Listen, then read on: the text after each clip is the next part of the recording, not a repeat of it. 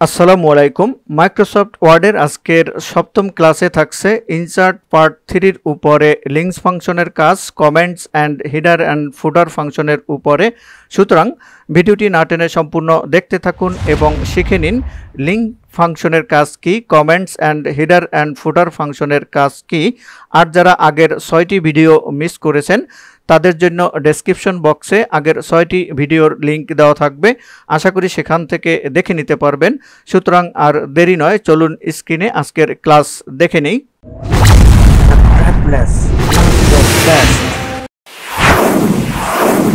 Microsoft ওয়ার্ডের সপ্তম ক্লাসে এখানে ইনসার্ট পার্ট 3তে থাকছে লিঙ্কস ফাংশনের উপরে আলোচনা এবং কমেন্টস এবং হিডার অ্যান্ড ফুটার ফাংশনের উপরে আলোচনা। এখানে প্রথমে থাকছে হচ্ছে লিঙ্কসের উপরে দেখুন হাইপার লিঙ্ক। এই হাইপার লিঙ্ক ফাংশনের কাজ কি আমরা দেখে নেব। তার জন্য আমাদের এখানে নিচে যে প্যারাগ্রাফটি আছে এই প্যারাগ্রাফটি থেকে একটি ওয়ার্ড আমরা সিলেক্ট করে নেব। ধরুন এখানে মার্চেন্ডাইজিং যে কথাটি লেখা আছে, ওয়ার্ডটি আছে, এই ওয়ার্ডটি সিলেক্ট করব। তার জন্য এই মার্চেন্ডাইজিং ওয়ার্ডের উপরে কার্সর রেখে ডাবল ক্লিক করব, সিলেক্ট হয়ে গেছে। এরপরে এই শব্দটিকে আমরা বোল্ড করে নেব বোঝার জন্য। তার জন্য আমরা কিবোর্ড থেকে কন্ট্রোল চেপে ধরে বিতে প্রেস করব, বোল্ড হয়ে গেছে। এখন আমরা এখানে উপরে যে হাইপারলিংক ফাংশনটি আছে এই হাইপারলিংক ফাংশনে ক্লিক করব। এখানে ক্লিক করলে দেখুন একটি ইন্টারফেস চলে আসছে। এখন এই ইন্টারফেস থেকে আমি ফোল্ডার সিলেক্ট করে যে পিকচারটি দেব সেই পিকচারটি ফোল্ডার থেকে সিলেক্ট করে দেব। এখানে যে এই ইন্টারফেসটি আমি এখানে হাইপারলিংকে ক্লিক করে এনেছি, এটি আমি কিবোর্ড থেকেও আনতে পারি, সেক্ষেত্রে এখানে ক্লোজ করে দিলাম। এখন কিবোর্ড থেকে কন্ট্রোল চেপে ধরে কেতে প্রেস করলাম, এই ইন্টারফেসটি চলে আসছে। এখন এখানে আমি ফোল্ডার সিলেক্ট করব। এখানে আমি এই আই ফোল্ডারে গেলাম, এখান থেকে ইমেজ ফাইলে গেলাম, ইমেজ ফাইল থেকে আমি পিকচারটি সিলেক্ট করে দিব। আমি পিকচারটি খুঁজে বের করে নিচ্ছি। এখানে দেখুন এই মার্চেন্ডাইজিং এই পিকচারটি আমি এখানে সিলেক্ট করে দেব। তার জন্য এখানে ক্লিক করে ওকে বাটনে ক্লিক করতে পারি অথবা এখানে ডাবল ক্লিক করতে পারি। এখন কিন্তু এখানে লিঙ্কটি কিন্তু অ্যাড হয়ে গেছে। এই মার্চেন্ডাইজিং ওয়ার্ডের উপরে আপনি কার্সরটি রাখলেই উপরে দেখতে পাচ্ছেন, একটু খেয়াল করে দেখবেন যে লিঙ্কটি কিন্তু এখানে দেখা যাচ্ছে এবং লিঙ্কটি কিভাবে ওপেন করবেন সেটিও কিন্তু এখানে লেখা আছে। কন্ট্রোল চেপে ধরে আপনি এখানে ক্লিক করবেন।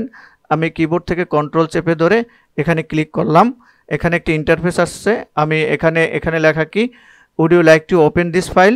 ওকে, আমি ওপেন করতে চাচ্ছি। এখানে দেখুন ফাইলটি কিন্তু ওপেন হয়ে গেল। তাহলে লিঙ্কটি এখানে অ্যাড করে এখান থেকে ওপেন করা যাচ্ছে। এখন আমি লিঙ্কটি ক্লোজ করে দিলাম। ধরুন এখানে আরেকটি লিঙ্ক আপনি অ্যাড করবেন বা এখানে যে লিঙ্কটি আছে এটি থাকবে। এখানে আরেকটি লিঙ্ক এখানে দেব হচ্ছে এইখানে যে প্ল্যানিং শব্দটি আছে বা ইনভলভ শব্দটি আছে, এটাকে ডাবল ক্লিক করে সিলেক্ট করে নিলাম এবং কিবোর্ড থেকে কন্ট্রোল চেপে ধরে বিতে প্রেস করে বোল্ড করে নিলাম। আবার হাইপারলিংকে ক্লিক করলাম। হাইপারলিংকে ক্লিক করার পরে আমরা এখান থেকে আমরা এই ডেস্কটপ যে ফোল্ডার আছে, এখানে আই ফোল্ডারের উপরে ডেস্কটপ একটি ফাইল আছে। এখান থেকে ধরুন আমরা যে ক্লাসগুলো নিয়েছি এখান থেকে একটি ক্লাসের ফাইল এখান থেকে সিলেক্ট করে দিলাম। তো এখানে কিন্তু দেখুন লিঙ্কটি কিন্তু চলে আসছে।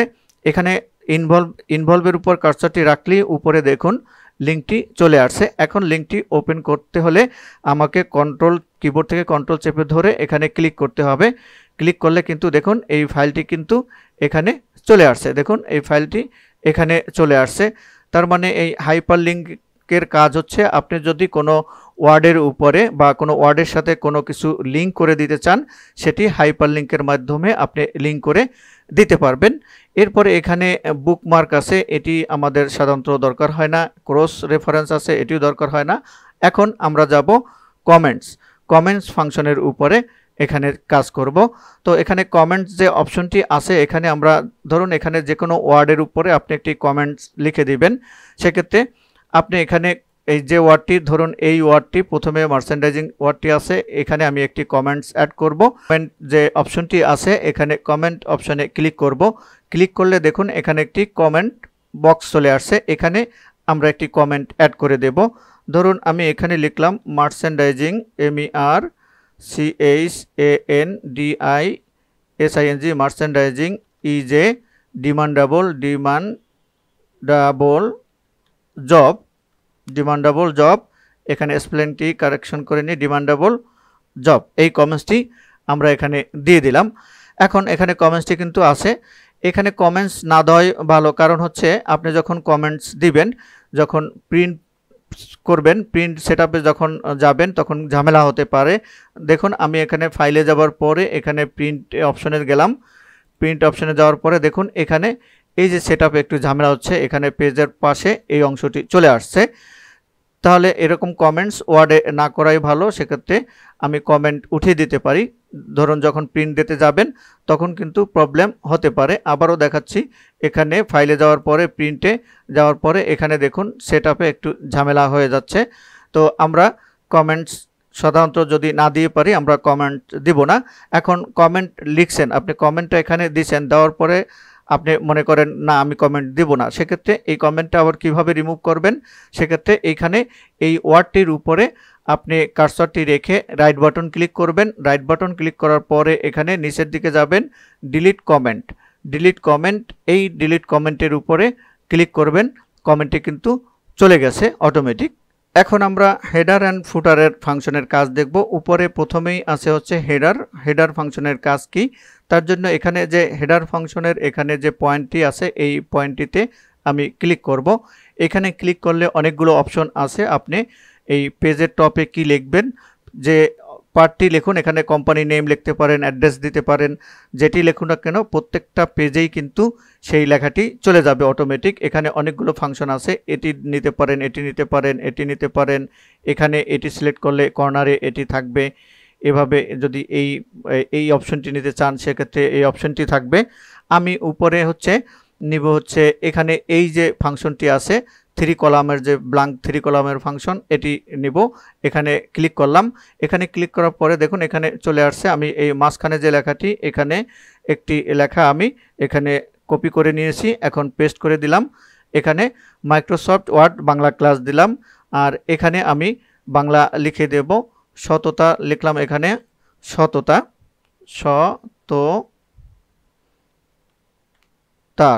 লিখলাম, এখানে আমি সততা লিখে দিলাম, এবং এখানে দিলাম এই পাশে ডান পাশে দেখলাম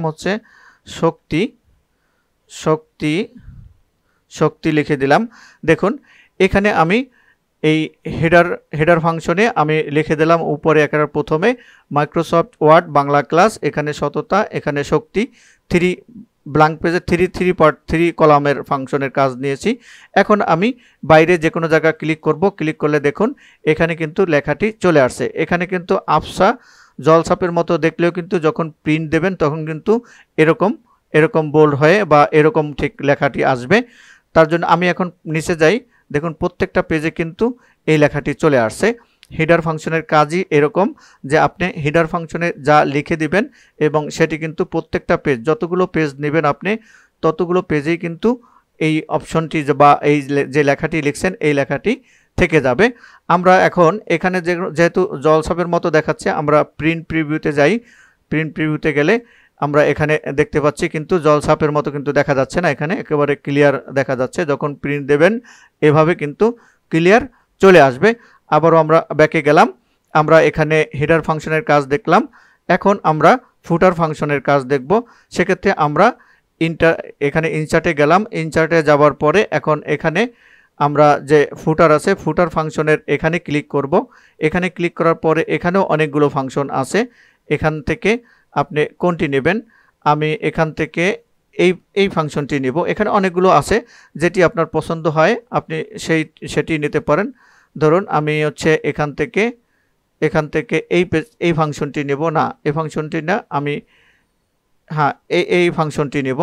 এখানে ক্লিক করলাম, এখানে ক্লিক করলে দেখুন ফুটারে নিচে চলে আসছে। এখানে একটি লেখা আছে, এখানে আমি এখানে দিলাম থ্যাংক ইউ, এখানে লিখে দিলাম এখানে বাংলা লেখা আছে, আমি এখানে ইংলিশে কনভার্ট করে নিচ্ছি। এখানে আমি এখন লিখে দেব থ্যাঙ্কস বা থ্যাংক ইউ লিখে দিলাম। লেখার পরে আমরা ডাবল ক্লিক করলাম বাইরে। দেখুন এখানে কিন্তু লেখাটি কিন্তু জলছাপের মতো দেখা যাচ্ছে, জলছাপের মতো লেখাটি দেখা যাচ্ছে। দেখুন এখন প্রত্যেকটি পেজেই কিন্তু এই লেখাটি চলে গেছে। দেখুন এই ফাংশনটি প্রত্যেকটা পেজে আছে। এখানে নিচে এই থ্যাংক ইউ কথাটি হচ্ছে জলছাপের মতো আছে, এটিও হচ্ছে এই ডিজাইনটিও জলছাপের মতো আছে। এখানে 3টা পেজেই কিন্তু চলে গেছে। হিডার এবং ফুটারের কাজ হচ্ছে এরকম যে টপে যেটা লিখবেন এবং এই নিচে বটমে যেটা লিখবেন, ফুটার হচ্ছে বটমে লেখা, এইগুলো হচ্ছে যতটা পেজ থাকবে ততটা পেজেই কিন্তু অটোমেটিক চলে যাবে এবং জলছাপের মতো থাকবে। আপনি যখন প্রিন্ট প্রিভিউতে যাবেন তখন ভালো স্পষ্ট দেখতে পাবো। আমরা আবারও প্রিন্ট প্রিভিউতে যাচ্ছি। প্রিন্ট প্রিভিউতে এখানে ক্লিক করলাম। ফাইলে যাওয়ার পরে দেখুন এখানে কিন্তু ক্লিয়ার দেখা যাচ্ছে। আপনি যখন প্রিন্ট করবেন তখন কিন্তু এরকম ক্লিয়ার লেখাটি চলে আসবে। আশা করি বুঝতে পেরেছেন। এখন আমরা শিখব পেজ নাম্বার এই ফাংশনের কাজ। এখানে যে পেজ নাম্বার ফাংশনটি আছে, আমরা এই পেজ নাম্বার ফাংশনের এখানে ক্লিক করব। এখানে ক্লিক করার পরে আমরা দেখতে পাচ্ছি top of page, bottom of page, page margins, current position এবং ফরম্যাট পেজ নাম্বারস এবং রিমুভ পেজ নাম্বারস। প্রত্যেকটা আমি যদি এখানে এখন আমার ফাইলে যদি নাম্বারিংটা যদি টপ অফ পেজে দিতে চাই, সেক্ষেত্রে আমরা এখানে কার্সরটি রেখে বাম পাশের এই ডিজাইনগুলোতে আসব। এখান থেকে একটি ডিজাইন সিলেক্ট করে দেব। ধরুন এই ডিজাইনটি আমি সিলেক্ট করে দেব। এখানে ডাবল ক্লিক করলাম। এখানে কিন্তু পেজ নাম্বার চলে আসছে। দেখুন এখানে পেজ নাম্বার 1, সেকেন্ড পেজও সেম পেজ নাম্বার 2 এখানে চলে আসছে, থার্ড পেজে এখানে পেজ নাম্বার 3 চলে আসছে। এখন যদি আমি চাই এখানে টপে না, আমি বটমে দেব, বটমে আমি মার্জিন পেজ নাম্বার রাখবো, সেক্ষেত্রে আবারও পেজ নাম্বার ফাংশনে যাবেন। এখানে বটম অফ পেজ, এখানে কার্সরটি রাখার পরে আমরা বাম পাশের এই ফাংশনগুলোতে যাব। এখান থেকে একটি ফাংশন আমরা চুজ করব। ধরুন এই ফাংশনটি আমি নেব। এখানে ক্লিক করব। এখানে ক্লিক করলে দেখুন এখানে বটমে কিন্তু পেজ নাম্বার 1 চলে আসছে এবং দ্বিতীয় পেজে পেজ নাম্বার 2 এবং তৃতীয় পেজে কিন্তু দেখুন পেজ নাম্বার 3 চলে আসছে। এখন যদি আপনি চান এখানে যদি আমরা অন্য একটি অপশন ব্যবহার করব, পেজ নাম্বার ফাংশনে আসব এবং এখানে পেজ মার্জিনে দেবেন।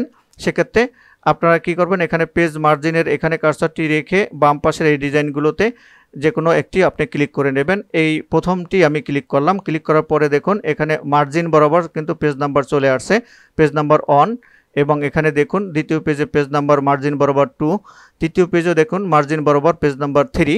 এখন আমরা যদি এখানে আবারও যাই এই পেজ নাম্বার ফাংশনে, এখানে যাওয়ার পরে দেখুন এখানে একটি আছে format page number. Format page number এই ফাংশনের কাজ কি আমরা দেখে নেব। তার জন্য এখানে ফরম্যাট পেজ নাম্বারসে ক্লিক করব।